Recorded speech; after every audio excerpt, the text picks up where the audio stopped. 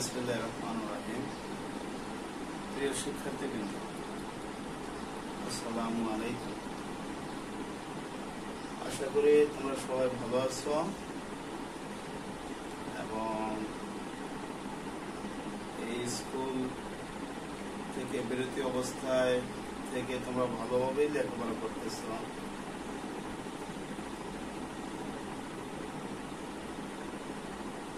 তোমাদের এই লেখাপড়ার গতিকে আরেকটু বাড়ানোর উদ্দেশ্যে আমরা অনলাইনে কিছু তোমাদের ক্লাস নেওয়ার চিন্তা ভাবনা করছি এবং চেষ্টা করতেছি। আশা করি আমাদের এই চেষ্টা তোমাদের পড়ার গতিকে আরো বৃদ্ধি করবে।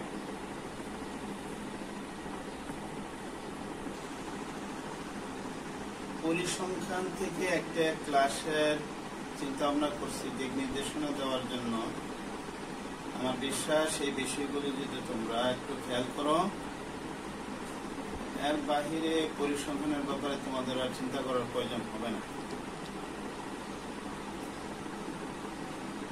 বোর্ডে লক্ষ্য করো, আমি 50 জন শিক্ষার্থীর গণিতে প্রাপ্ত নাম্বার দিয়েছি। 50 জন শিক্ষার্থীর গণিতে প্রাপ্ত নম্বরের একটা তালিকা দিয়েছি। তার উপর ভিত্তি করে যে প্রশ্নগুলো হতে পারে এই প্রশ্নগুলো আমি উল্লেখ করছি। তোমাদের প্রশ্নের সমাধানে কোনো সমস্যা নাই, জাস্ট কি প্রশ্ন হতে পারে এর উপর একটা আমি তালিকা তৈরি করে তোমাদেরকে দিয়েছি। যেমন 1 নম্বরেই দেখো, 1 নম্বরের প্রশ্নটাই বিচ্ছিন্ন চলক অবিচ্ছিন্ন চলক কাকে।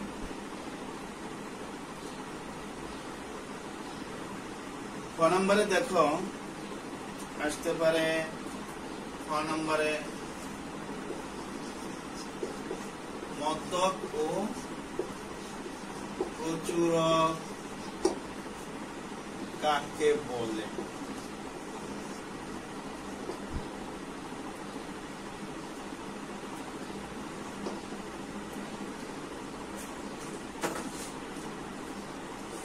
মদ্যক ও প্রচুরক বলতে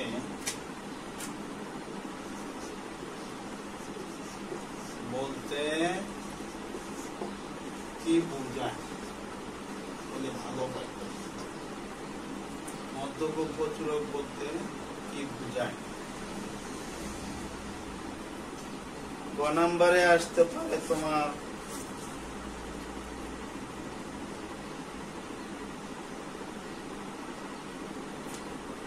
শ্রেণীব্যক্তি 5 ধরে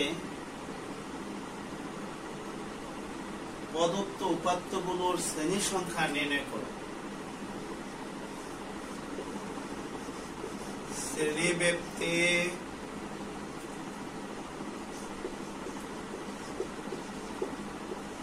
5 ধরে প্রদত্ত উপাত্তের শ্রেণী সংখ্যা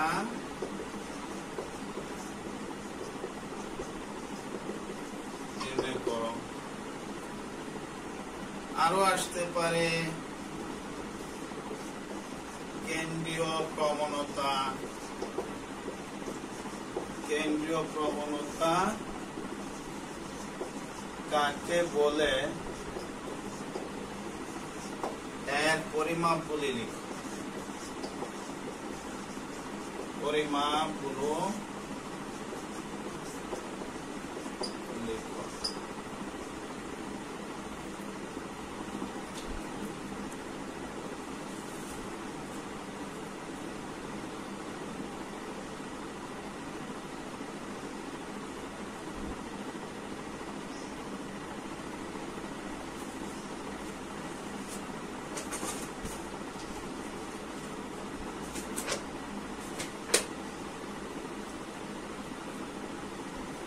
তোমার ক নম্বরের প্রশ্নের উত্তরটা পাঠ্য বইয়ের 328 নম্বর পৃষ্ঠায় পাবে। আর 4 নম্বরের মদ্যক ও প্রচুরক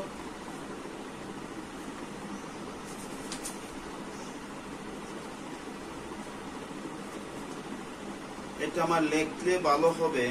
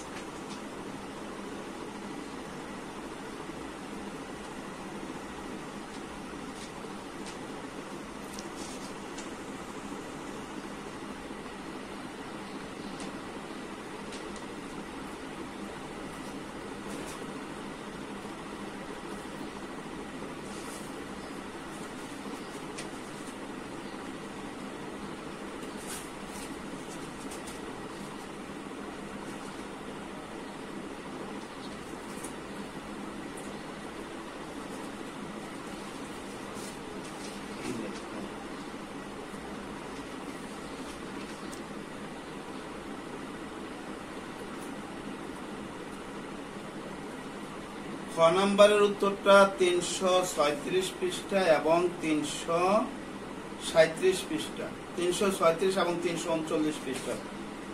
খ নম্বরে মধ্যক ও প্রচুরক বলতে কি বোঝায়?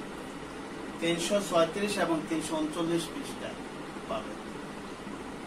আর কেন্দ্রীয় প্রবণতার প্রশ্ন অর্থাৎ গ নম্বরের প্রশ্নটা পাবে পাঠ্য বইয়ের 333 পৃষ্ঠা।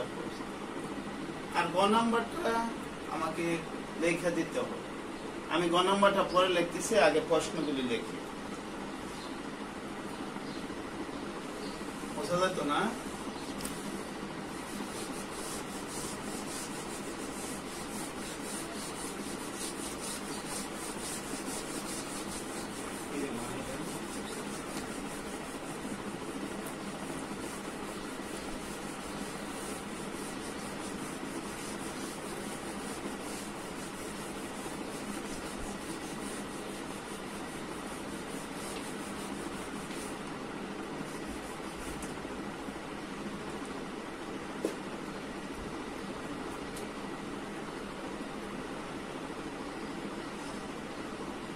নাম্বার মধ্যক নির্ণয়ের সূত্র লিখো এবং প্রতীকগুলোর ব্যাখ্যা দাও। প্রতীকগুলোর ব্যাখ্যা দাও।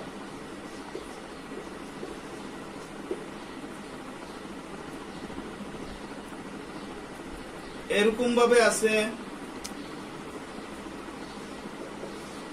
প্রচুরক নির্ণয়ের সূত্র লিখো।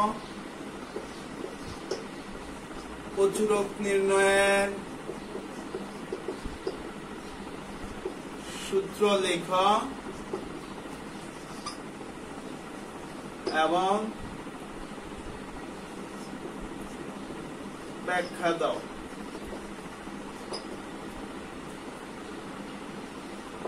এভাবে সংক্ষিপ্ত গড় নির্ণয়ের ধাপগুলি লিখো। সংক্ষিপ্ত গড় নির্ণয়ের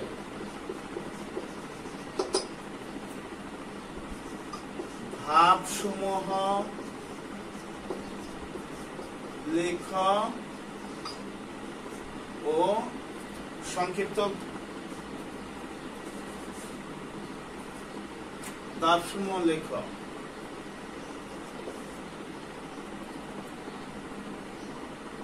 সংক্ষিপ্ত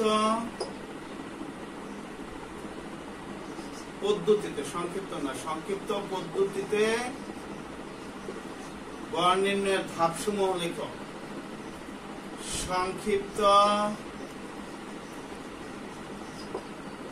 পদ্ধতিতে, এটা সহজ পদ্ধতি অনেক সময় বলা থাকে।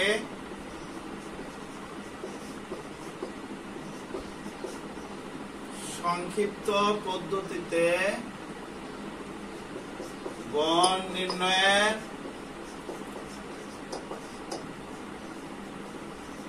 সূত্র লিখো ও ব্যাখ্যা করো। ব্যাখ্যা করো বলতে প্রতীকগুলো পরিচয় দাও, প্রতীকগুলোর সংজ্ঞা দাও। এখানে তোমার সংক্ষিপ্ত পদ্ধতিতে গড় নির্ণয়ের ধাপসমূহ আছে পাঠ্য বইয়ের 334 পৃষ্ঠা। সংক্ষিপ্ত পদ্ধতিতে গড় নির্ণয়ের ধাপসমূহ আছে 334 পৃষ্ঠা। সংক্ষিপ্ত পদ্ধতিতে গড় নির্ণয়ের সূত্রটাও 334 পৃষ্ঠায়। মধ্যক নির্ণয়ের সূত্রটা আছে 337 পৃষ্ঠায়, পাঠ্য বইয়ের 337 পৃষ্ঠায়। প্রতিরূপ নির্ণয়ের সূত্রটা আছে 339 পৃষ্ঠায়।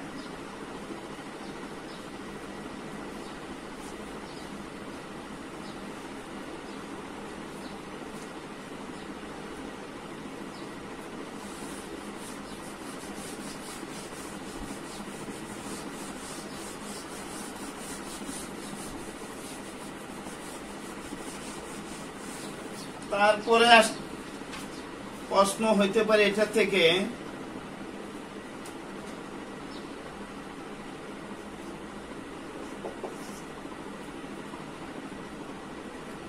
শ্রেণীব্যক্তি 5 ধরে, শ্রেণীব্যক্তি 5 ধরে সারণী তৈরি করে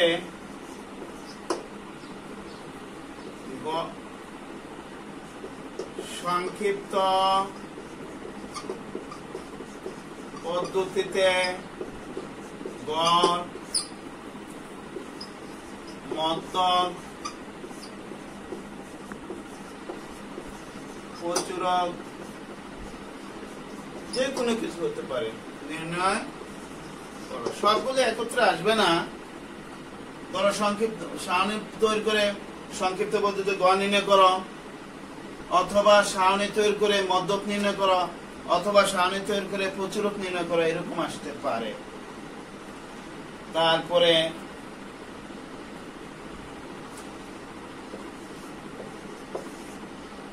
প্রদত্ত উপাত্তের গণসংখ্যা বহুভুজ,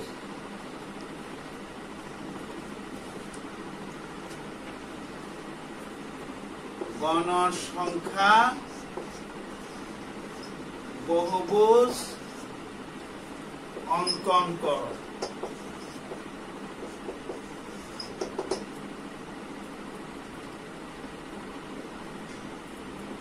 এই প্রশ্নগুলি হওয়ার সম্ভাবনা আছে। তো তোমাদের সব কাজই করা, আমি শুধু এখানে যদি বলে প্রদত্ত উপাত্তের সারণী বের করো, ওই যে আমি প্রশ্নটা বলছিলাম শ্রেণীব্যক্তির 5 ধরে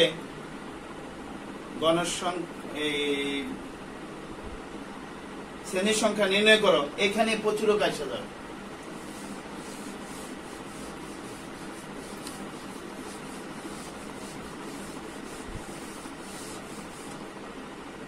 আমি ওই প্রশ্নটার উত্তরটা শুধু করব, শ্রেণীর সংখ্যা 5 ধরে শ্রেণীর সংখ্যা নির্ণয় করো।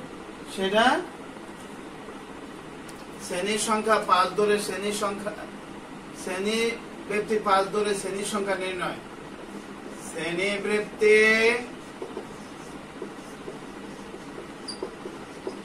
5 ধরে শ্রেণীর সংখ্যা নির্ণয়। প্রদত্ত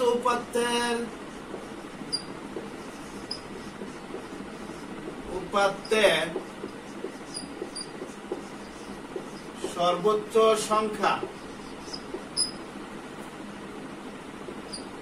সর্বোচ্চ সংখ্যা সমান 98 এবং সর্বনিম্ন সংখ্যা সমান 63 62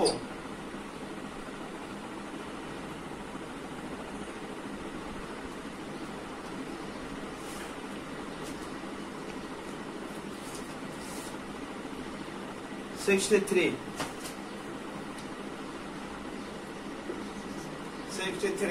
সুতরাং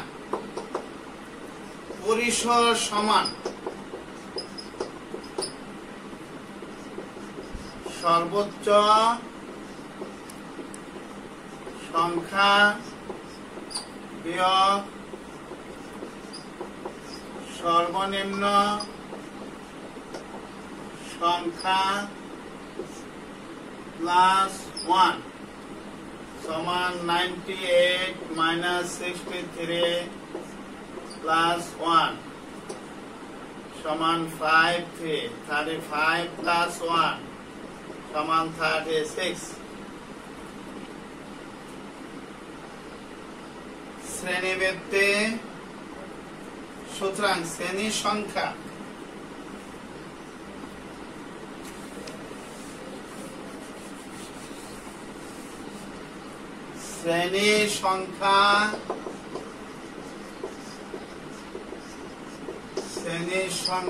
সমান পরিসর ভাগ শ্রেণী ব্যাপ্তি সমান 36/5।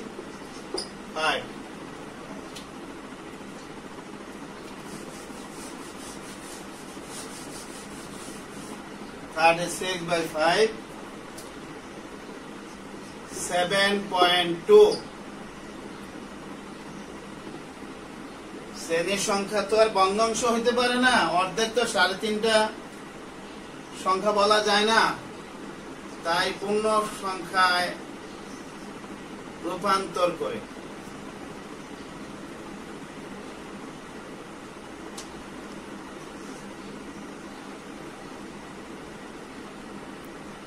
পূর্ণ সংখ্যায় রূপান্তর করে। এই জায়গাটা আমরা অনেকে একটু সমস্যা হয়ে যায়, আশা করি ঠিক করে নিবে। তারপরে ধরো বলছিলাম শ্রেণীর সংখ্যা শ্রেণীব্যাপ্তির পাশ ধরে গণসংখ্যা নিবেশন সারণী তৈরি করো। শ্রেণীর সংখ্যা 5 ধরে গণসংখ্যা নিবেশন সারণী তৈরি করে সংক্ষিপ্ত পদ্ধতিতে গড়, মধ্যক, প্রচুরক নির্ণয় করো।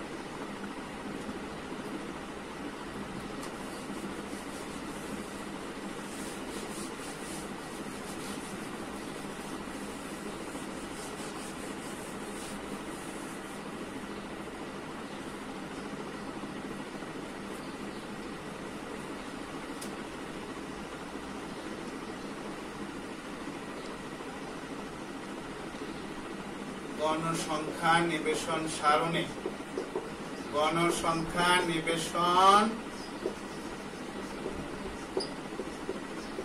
সারণী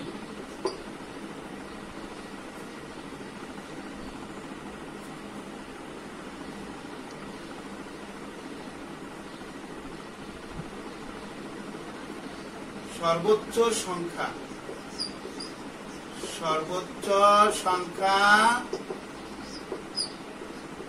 98, সর্বনিম্ন সংখ্যা 63 এবং শ্রেণীব্যাপ্তি 5।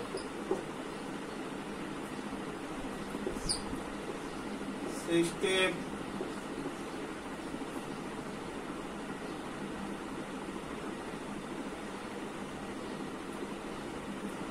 কে প্রথম শ্রেণী ধরে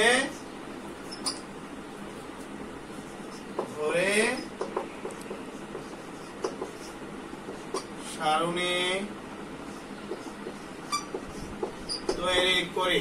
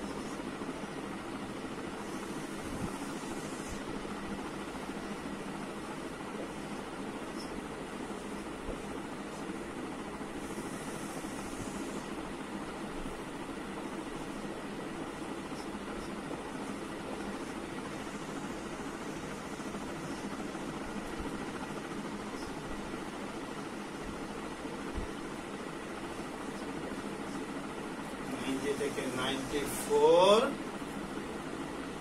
95 থেকে 99,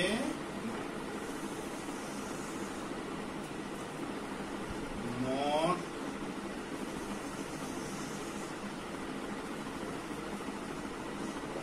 শ্রেণী ব্যক্তি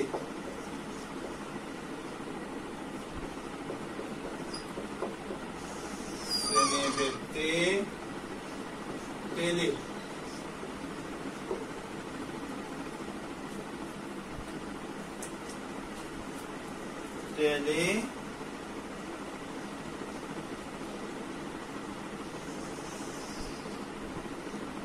গণসংখ্যা টেলি শ্রেণী ব্যক্তির পরে শ্রেণী মধ্যমান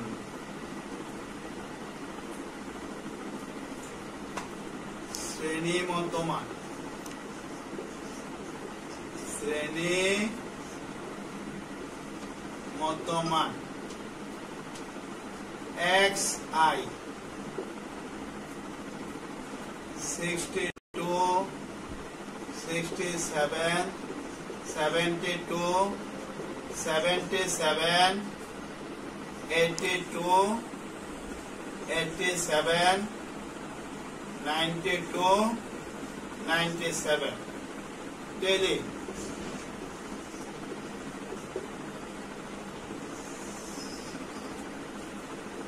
গণসংখ্যা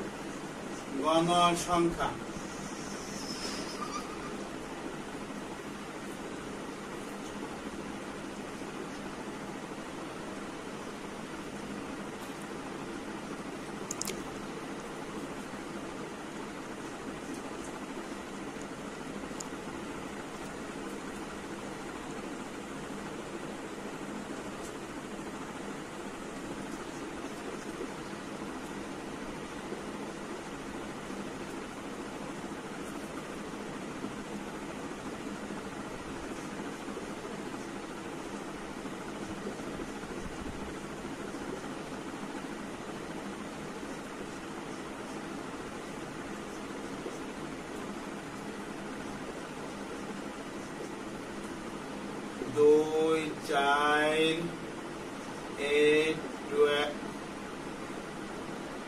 8 10 12 8 4 2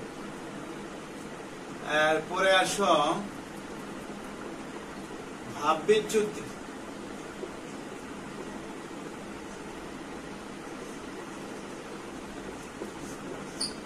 যদি তোমাকে শুধু সারণী তৈরি করতে বলে তাহলে এই শ্রেণী মধ্যমানও দরকার নাই, শ্রেণী ব্যক্তি টেলি গণসংখ্যা এতটুকুই যথেষ্ট। যেহেতু আমাদের এখানে বলছে আবার সংক্ষিপ্ত পদ্ধতিতে গড় নির্ণয় করতে, তাহলে সংক্ষিপ্ত পদ্ধতিতে গড় নির্ণয় করতে বলে এই সারণীর সাথে আরো এই অংশটা দাব্যচ্যুতে ইউআই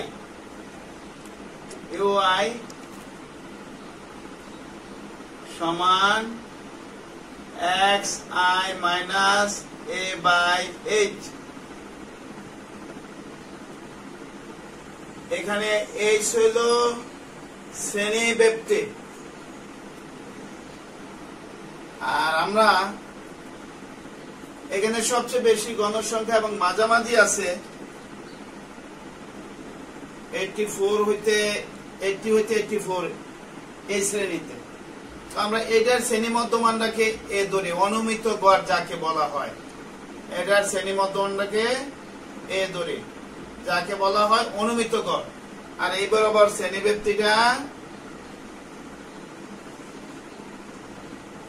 ব্যক্তিটা তাপবিচ্যুতি শূন্য, উপর থেকে -1 -2 -3 -4 1 2 3।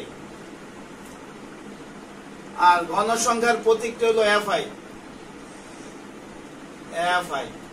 এখানে আমরা fi আর ui, তাহলে -8 -12 -10 শূন্য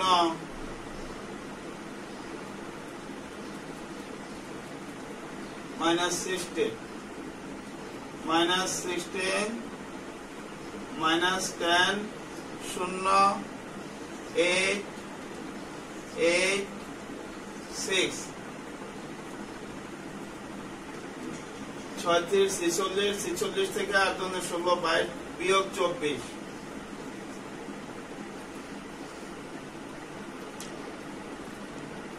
এই হলো আমার সারণী। আর এগুলি নেওয়ার পলিসি তোমাদের জানা আছে। 63 কোন শ্রেণীতে? 60 থেকে 64 এখানে না, 66 এই শ্রেণীতে। এই কাজগুলি আমরা ক্লাস 9-এও করছি, বিশেষ করে 9-এ না, আমরা বলা যায় ক্লাস 6-7 থেকে করে আসতেছি, যার জন্য আমি টেলের ব্যাখ্যাটার ব্যাপক দিচ্ছি না, তোমরা এভাবে বুঝে নিবে। আর এখন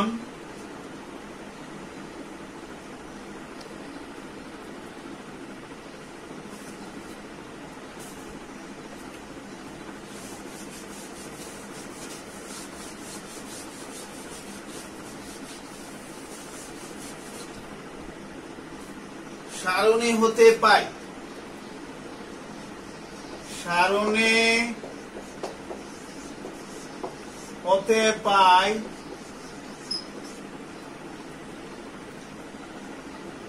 অনুমিত গড়, অনুমিত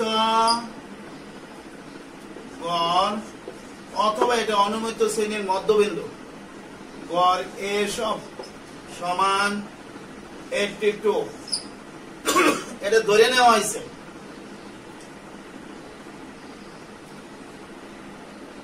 শ্রেণী ব্যক্তি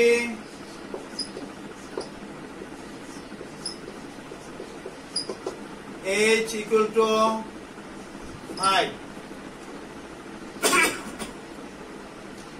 মোট গণসংখ্যা n equal to 50।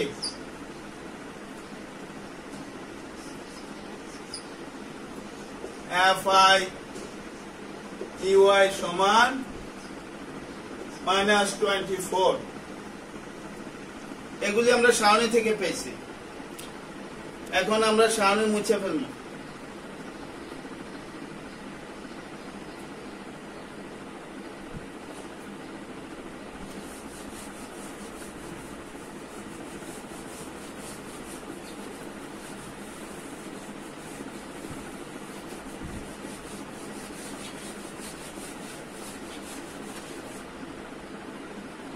সুতরাং গড় x bar equal to a plus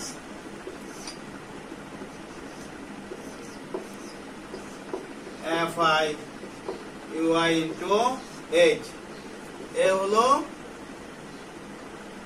82 এ হলো 82 প্লাস n হলো 50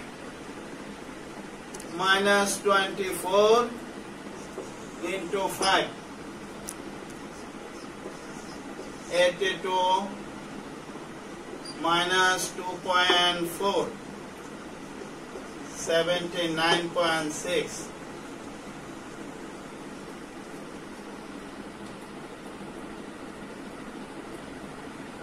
তাহলে আমাদের এই যে বলছিলাম সংক্ষিপ্ত পদ্ধতিতে গড়, এই সংক্ষিপ্ত পদ্ধতিতে এই গড় বের হয়ে গেল। এই ধাপগুলি কি কি আমরা ওইখানে লেখা আছে, আমি যে পৃষ্ঠার কথাটা বললাম গড় নির্ণয়ের ধাপসমূহ 334 পৃষ্ঠায়। তো আমরা আশা করি যদি আমাদের এইভাবে সারণী দিয়ে অবিন্যস্ত সারণী দিয়ে আমাদের সংক্ষিপ্ত পদ্ধতিতে গড় নির্ণয়ের কথা বলে সারণী তৈরি করতে না বললেও সারণী তৈরি করতে হবে, কারণ সারণী ছাড়া কিভাবে করবো সংক্ষিপ্ত পদ্ধতিতে গড় সম্ভব না, সারণী তৈরি করতে হবে। আর এখন যদি মধ্যক বলে মধ্যক নির্ণয় করো, আমরা অনেকেই সহজ পদ্ধতি বা সংক্ষিপ্ত পদ্ধতিতে গড় আসে আমরা সাধারণ পদ্ধতিতে গড় নির্ণয় করে দেই না, কারণ বুঝি না কোনটা সহজ পদ্ধতি বা সংক্ষিপ্ত পদ্ধতি আর কোনটা সাধারণ পদ্ধতি সরাসরি পদ্ধতি।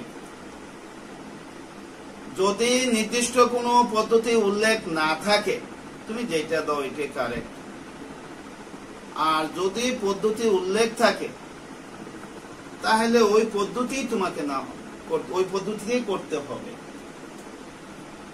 এরপরে আসো মধ্যক নির্ণয় যদি করতে বলে আমাদের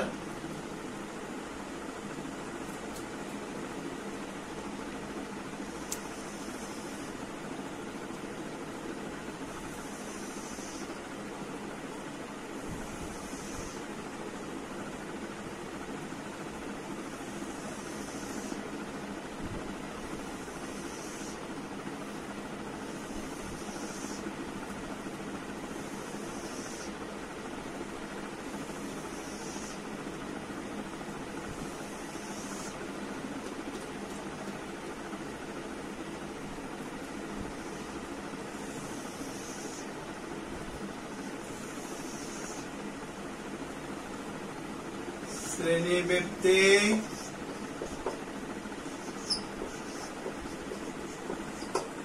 শ্রেণীবৃত্তি 60 থেকে 64, 65 থেকে 69, 70 থেকে 74, 75 থেকে 79, 80 থেকে 84, 85 থেকে 89, 90 থেকে 94, 95 থেকে 99।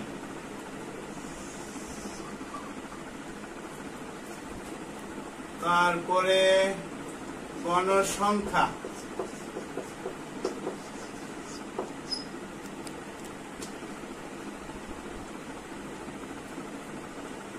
গণসংখ্যা 2, 4, 8, 10, 12, 8, 4, 2। তারপরে আসো ক্রমযোজিত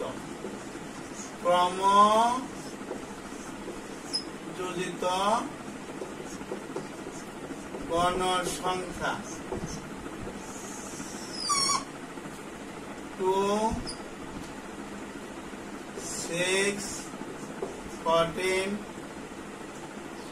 24, 36, 44, 48, 50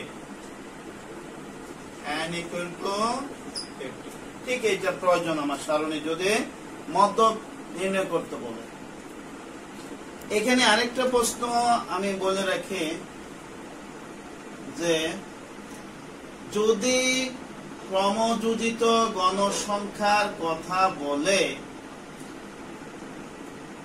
অনেক সময় 2 নম্বর প্রশ্ন আসতে পারে ক্রমযোজিত গণসংখ্যা নির্ণয় করো, তাহলে এই পর্যন্ত শেষ, এই ক্রমযোজিত গণসংখ্যা নির্ণয় হয়ে গেছে।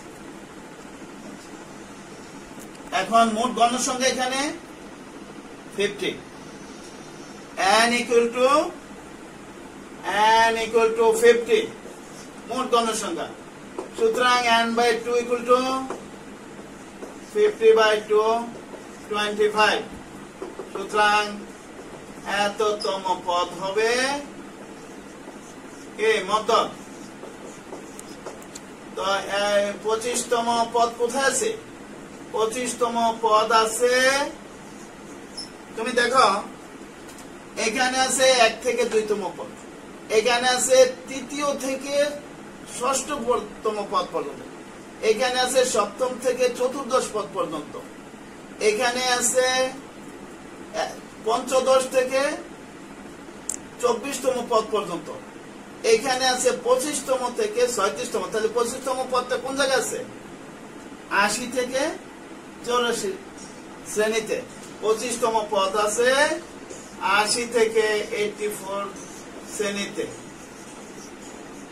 তাহলে এই শ্রেণীটা হবে মদ্যক শ্রেণী, এই শ্রেণীটা মদ্যক শ্রেণী। তোমাকে যদি মদ্যক শ্রেণী বের করতে বলে শুধু, তাহলে আমাদের এতটুকু কাজ করে এখানে মোট গণসংখ্যা n equal to কথা বলে লিখতে হবে, মোট গণসংখ্যা n equal to 50, 50, n by 2 equal to 50 by 2 সমান 25, 25তম পদ হবে মদ্যক, 25তম পদ আছে এত শ্রেণীতে, সুতরাং এত শ্রেণী হলো মদ্যক শ্রেণী যদি তোমাকে মদ্যক শ্রেণী বের করতে বলে। সুতরাং এত শ্রেণী হলো মদ্যক শ্রেণী, এত শ্রেণী হলো মদ্যক শ্রেণী। তারপরে তো মদ্যক শ্রেণীর গণসংখ্যা বের করতে বলতে পারে, মদ্যক শ্রেণীর মধ্যমান বের করতে পারে। যেমন মদ্যক শ্রেণীর গণসংখ্যা 12, মদ্যক শ্রেণীর মধ্যমান, মদ্যক শ্রেণীর মধ্যমান সমান, যদি মদ্যক শ্রেণীর মধ্যমান বলে তাহলে সুতরাং মদ্যক শ্রেণীর মধ্যমান, মদ্যক শ্রেণীর মধ্যমান সমান 2/80 plus 84, 82। আমাকে যদি শুধু ক্রমযোজিত গণসংখ্যা নির্ণয় করতে বলে তাইলে আমরা শুধু এইটা করব, আর যদি বলে মদ্যক শ্রেণী বের করো তাহলে এই পর্যন্ত করব, আর যদি বলে মদ্যক শ্রেণীর মধ্যমান বের করো তাহলে এই পর্যন্ত করব। তাহলে দেখো একটা সমাধান দেওয়া একটা প্রশ্নের সমাধান দেওয়া 3টা প্রশ্নের সমাধানে আসে। আর যদি বলে মদ্যক শ্রেণীর গণসংখ্যা বের করো তাহলে মদ্যক শ্রেণী এই পর্যন্ত লিখে বলবো এই শ্রেণীর গণসংখ্যা 12 শেষ। এবার আসো যদি প্রচুরক শ্রেণী বের করতে বলে, প্রচুরক শ্রেণী, এই তখন আর ক্রমযোজিত গণসংখ্যার দিকে আমার তাকাইতে হবে না, তখন আর এটার দরকার নেই। প্রচুরক শ্রেণীর যখন নির্ণয় করতে বলবো, এখানে সবচেয়ে বেশি গণসংখ্যা কোথায়? 80 থেকে 84 সবচেয়ে বেশি গণসংখ্যা 80 থেকে 84। সুতরাং 80 থেকে 84 প্রচুরক শ্রেণী, এতটুকু কথাটাই যথেষ্ট। যদি বলে প্রচুরক শ্রেণী বের করতে, যে এখানে সবচেয়ে বেশি গণসংখ্যা 12 আছে 80 থেকে 84, সুতরাং প্রচুরক শ্রেণী 80 থেকে 84। এটা আমি এবার লিখি একটু।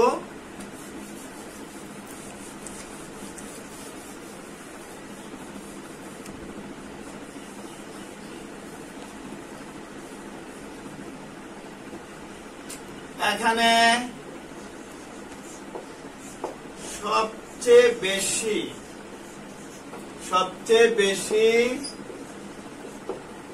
গণসংখ্যা 12 আছে 80 থেকে 84 শ্রেণীতে। সুতরাং 80 হতে 84 শ্রেণী হলো প্রচুরক শ্রেণী। এই শ্রেণীর মধ্যমান,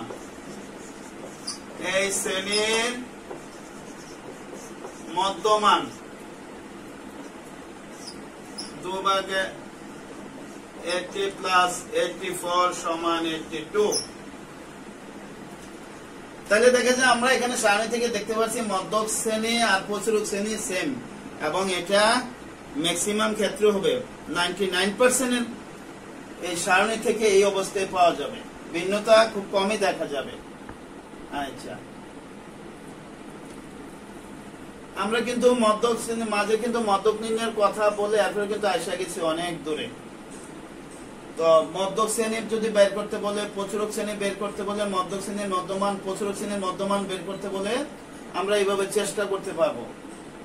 এবার আসো, যদি বলে যে ক্রমযুক্ত গণসংখ্যা বের করে অথবা মধ্যক শ্রেণী বের করে এফসি বের করো, এফসি একটা কথা থাকতে পারে।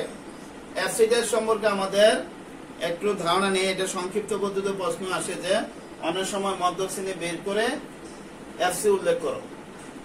এফসিটি হলো মধ্যক শ্রেণীর পূর্ববর্তী শ্রেণীর যোজিত গণসংখ্যা। মধ্যক শ্রেণীর পূর্ববর্তী শ্রেণীর যোজিত গণসংখ্যা। তো মধ্যক শ্রেণীর পূর্ববর্তী শ্রেণী কোনটা? মধ্যক শ্রেণী হলো 80 থেকে 84, তার পূর্ববর্তী শ্রেণীটা হলো 75 থেকে 79, তার যোজিত গণসংখ্যা হলো 24। শেষ, এফসি সমান 24। এবার আসি আমরা মধ্যক নির্ণয়। মধ্যক শ্রেণী বের করছিলাম। মধ্যক নির্ণয় করতে হলে মধ্যক শ্রেণী বের করতে হবে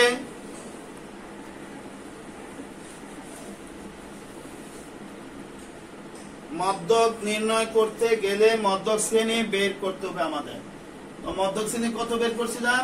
80 থেকে 84। মধ্যক শ্রেণী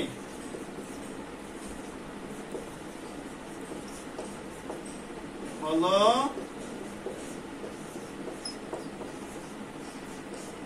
এই।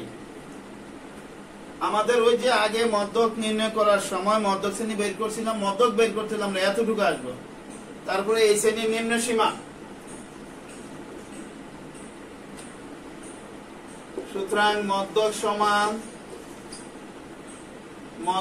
সমান L plus n/2 minus fc into h by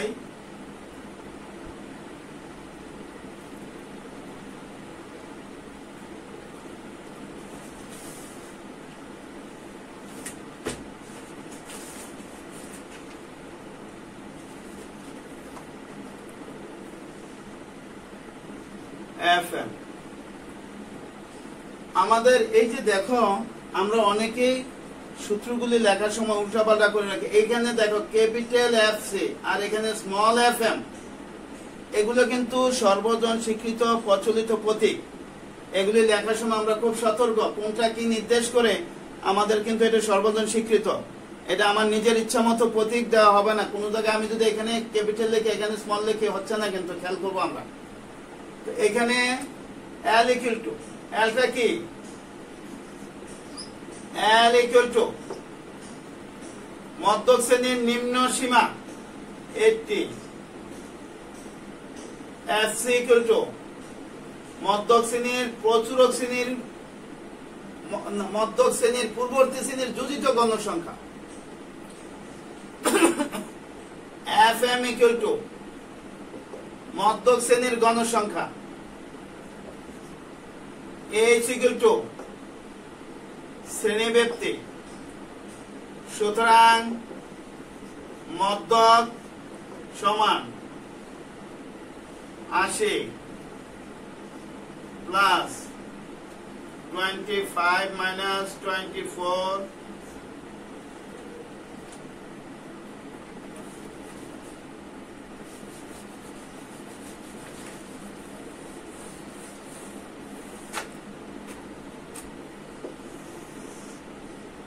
সুতরাং মধ্যক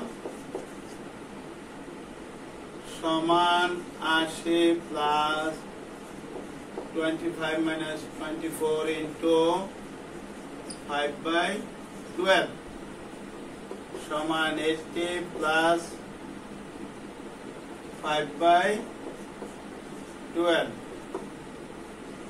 80 plus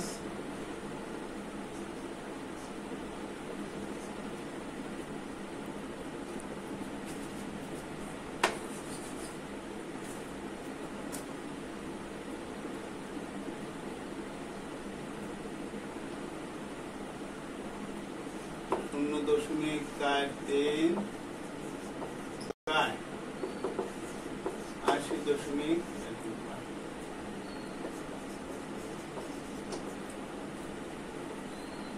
যদি আমাদের মধ্যক নির্ণয় করতে বলে এই পর্যন্ত, তারপরে যদি প্রচুরক নির্ণয় করতে বলে, প্রচুরক যদি নির্ণয় করতে বলে তাহলে ওই প্রচুরক শ্রেণী তো আমাদের দরকার হবে। প্রচুরক শ্রেণী কত পাইছি আমরা? 80 থেকে 84, তাও প্রচুরক আমরা এখানে 80 থেকে 84 পাইছি। প্রচুরক শ্রেণী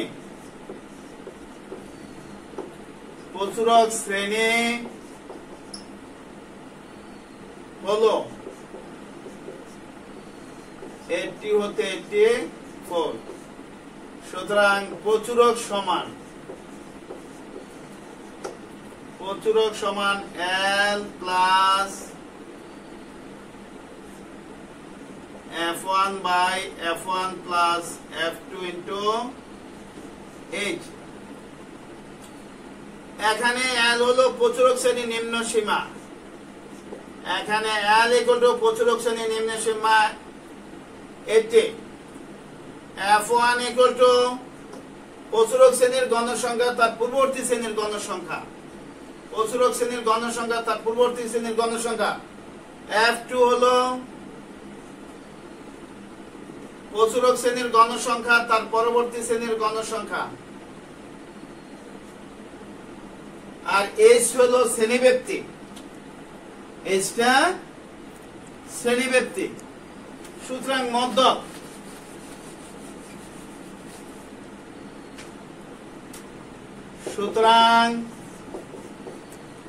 প্রচুরক ভুল বলছি, সুতরাং প্রচুরক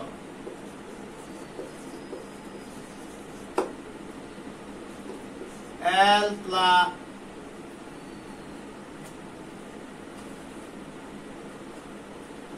80 plus 2/2 plus 4 into 5,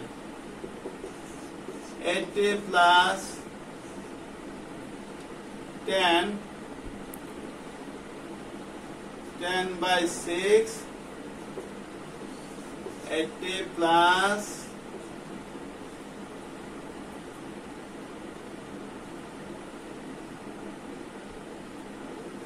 1.67 prime, 81.67 prime।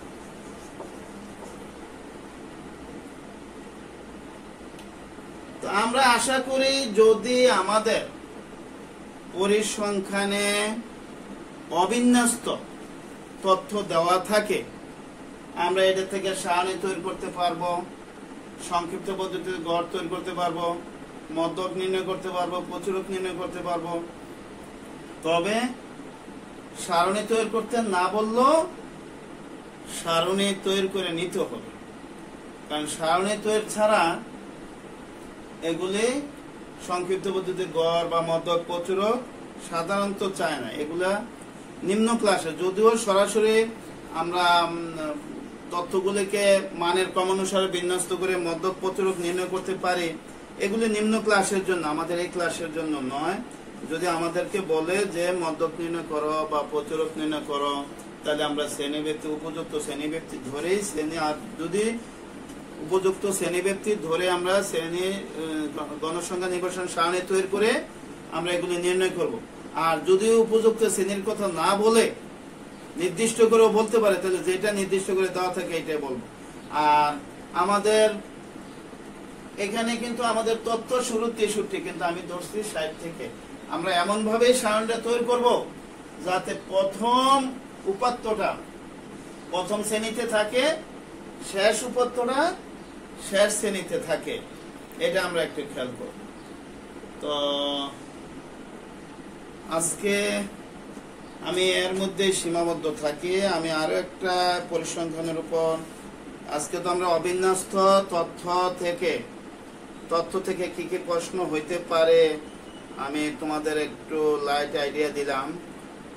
আরেকটা বিন্যস্ত ব্যাপক কাজ করব না, অন্যদিন ওইটার সাথে আরেকটা কাজ করব।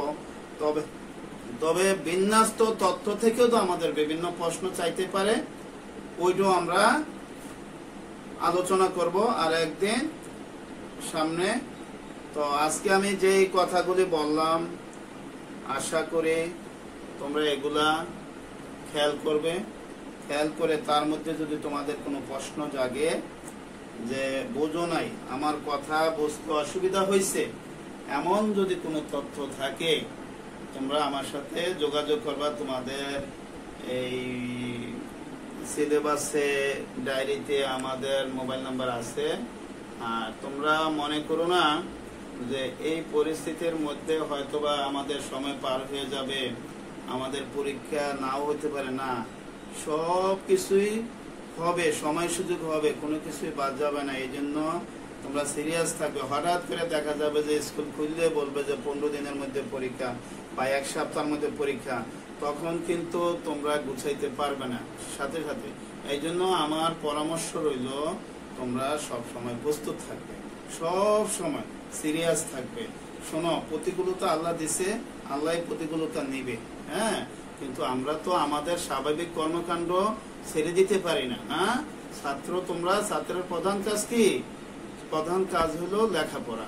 আমরা যা কিছু করব, বিনোদন বলা, আনুষঙ্গিক খেলাধুলা, আনুষঙ্গিক যত কিছুই করি না কেন, আমাদের লেখাপড়া আমরা প্রাধান্য দেব। আমরা ছাত্র, এই কথাটা যেন বলে না যাই। আমি তোমাদেরকে কোনো বিনোদনে আমি নিষেধ করছি না, তবে লেখাপড়া ছাইরা আমরা বিনোদনে যাব না। না, আমরা সবাই খেয়াল করব যে আমরা ছাত্র, আমাদের লেখাপড়া করা দরকার, লেখাপড়া ঠিক রাখবো। আর যেহেতু সরকারি নিষেধ আছে, আমাদের বাহিরে একান্ত প্রয়োজন ছাড়া ঘোরাঘুরি আমরা বাইরে যাব না। কষ্ট হবে বুঝি, ঘরে থাকাটা আমাদের কষ্ট হবে, কিন্তু এরপরও আমরা থাকবো আমাদের জীবনের স্বার্থে। যেহেতু এই সমস্যাটা কারো সংস্পর্শে গেলে, যে ব্যক্তির সংস্পর্শে যাব সেই ব্যক্তির যদি সমস্যাটা থাকে, তাহলে আমি সেই সমস্যার দ্বারা আক্রান্ত হতে পারি। এই বিষয়টা আমার মনে রাখতে হবে। আমাদের জীবনের স্বার্থে আমরা চেষ্টা করব সবাই ঘরে থাকতে। আর প্রত্যেক বন্ধুদের সাথে যোগাযোগ রক্ষা করবে যে দোস্ত তুমি কি পড়ছো, বা রুবেক তুমি কি পড়ছো, আমি তো এটা পড়ছি, আমার এটা বুঝি না। নিজেরা যোগাযোগ করবে, স্যারদের সাথেও যোগাযোগ রাখবে। ইনশাল্লাহ তোমাদের লেখাপড়ার গতি ঠিক থাকবে, আর না হয় জিমাই যাবে। তোমরা যদি কারোর সাথে যোগাযোগ না রাখো, লেখাপড়া জিমাই যাবে। হ্যাঁ, তো আশা করি তোমরা সবাই ভালো থাকবে, লেখাপড়া ভালোভাবে করবে, এই আশা রেখে আমি আজকে শ্রেণী কার্যক্রম এখানে শেষ করছি। ধন্যবাদ তোমাদের সবাই।